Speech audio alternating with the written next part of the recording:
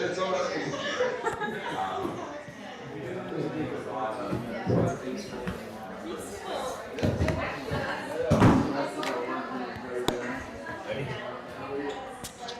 it start?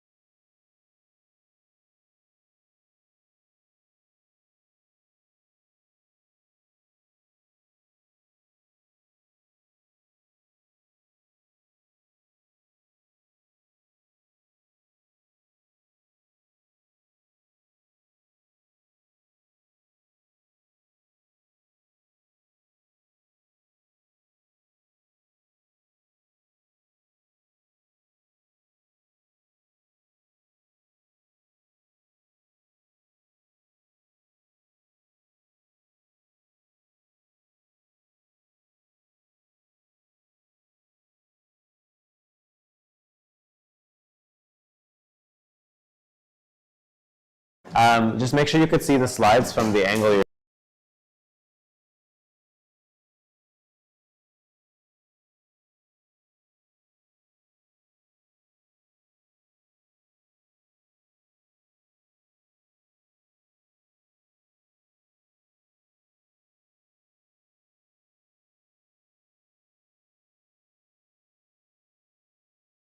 And listen to it. There aren't frequent talks about confession, but we confess more often than we hear about it, so definitely check it out.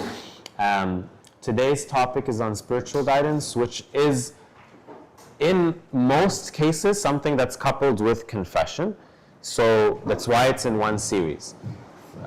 Once everybody finds a seat, we'll get started. And there's Father John. We're just raving about the confession talk last week. Do you want to give us a quick summary for those who missed? Thank you for coming. So the topic is on spiritual guidance because it's very much, most people have the same spiritual guide as they do their father confession, and I just forgot I have a laptop with my actual notes. I'm like, what do I say next? I didn't get this far. So natural, like no. No, not that.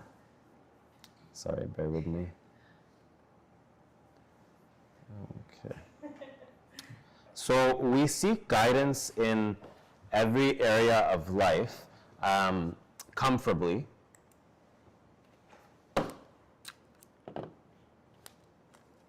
There we go.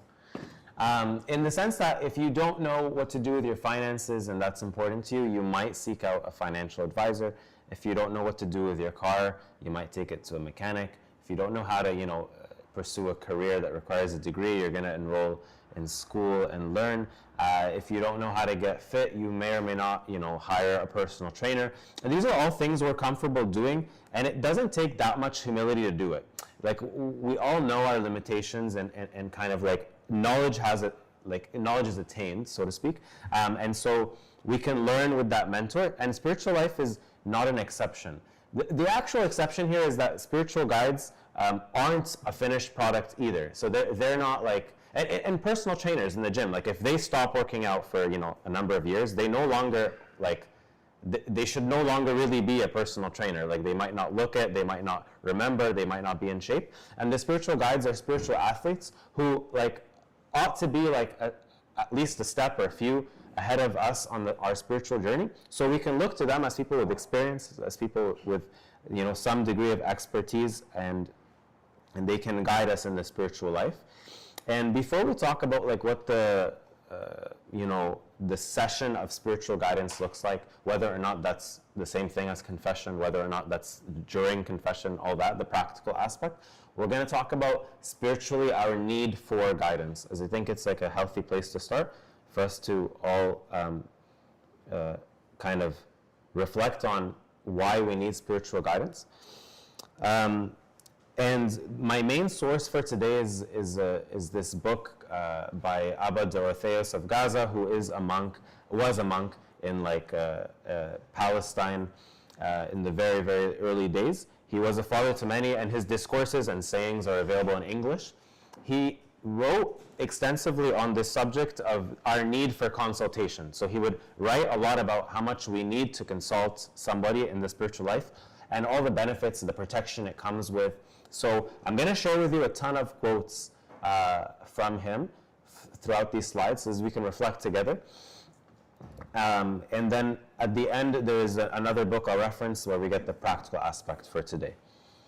He starts by quoting from Proverbs where he says, "Where there is no counsel, the people fall, but in the multitude of counselors there is safety."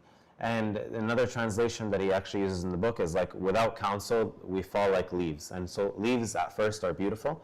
And he writes that, I don't even know if this is that true anymore, but he writes that, a lot of people have initial zeal in the spiritual life. They want to fast, they want to pray. And then we'll take a break after that. So that will be a 4-week series, and then we'll take a break end of August, beginning of September.